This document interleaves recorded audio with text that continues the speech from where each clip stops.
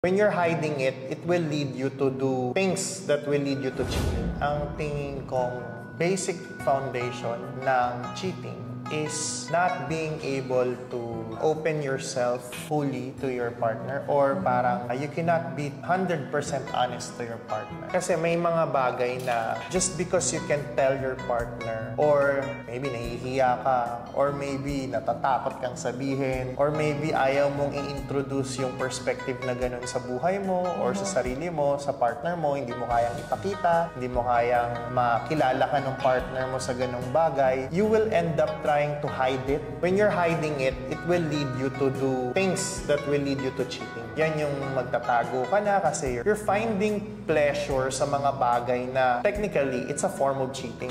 Sa tingin ko dahil sa sinabi mong yan, maaaring ding may makilala kang tao na yun, bigla makikilala ka kung sino ka talaga. It turned out dun ka bigla mafo-fall. Yeah, no, not because it will accept you, but as it turns out, parang you're trying to keep something from your partner na you're trying to explore kung sa iba kaya ipakita ko to. Okay diba? kaya. Okay kaya. Or will it work out? Sometimes, nandyan din yung parang iba yung personality mo sa ibang tao.